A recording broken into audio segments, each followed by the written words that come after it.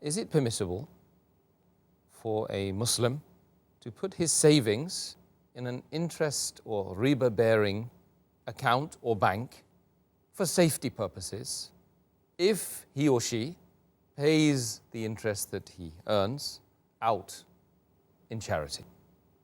Most of the scholars, they say that if under compulsion, especially if you're a non-Muslim country and for safety reason, you can keep your money in the interest-based conventional bank, but whatever interest you get, you have to give in charity without seeking the reward of Allah, because it's haram.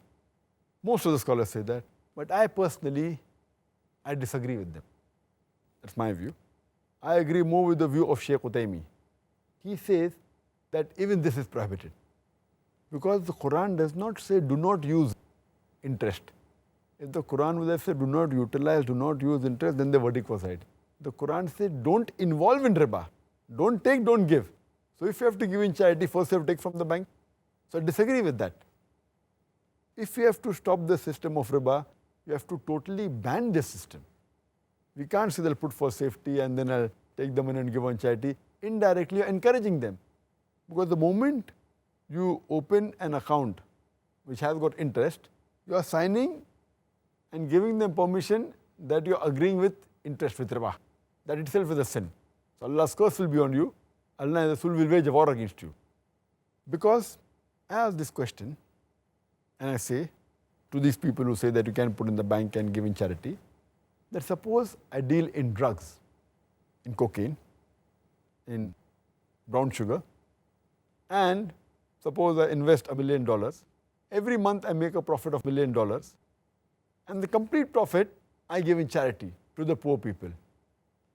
When I asked, is it allowed? They said, no, it's haram. I said, why? Because dealing in drugs, cocaine, brown sugar is haram. So when dealing in drugs, cocaine, brown sugar is haram, riba is a bigger haram. Because if you deal in riba, Allah and Rasul will wage a war against you.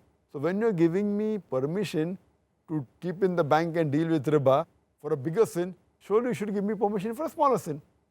So therefore I disagree that if they really want to keep for safety, they can very well keep in an Islamic bank. Or as a last resort, they can keep in a current account. There are some accounts in the bank which are accounts which don't give interest. They call it current account. There's no interest at all in that. That as a last resort you can keep, but only keep that money which is required for rolling, because I know that being in different countries, like in India, in UK, you have to deal with checks, etc. So if you're a businessman, keep only that much amount which is required for rolling. Otherwise you can invest it in property, in real estate, in stocks, whatever it is. And the least if you want for security, you can take a locker and keep hard cash in the bank. I know it's foolish, but yet it is better than involving in riba. At least you'll be safe from Allah and His Rasul.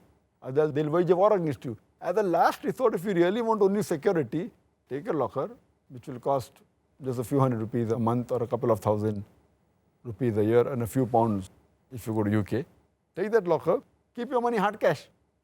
Declare it to the government, no problem, but keep hard cash if you really want security.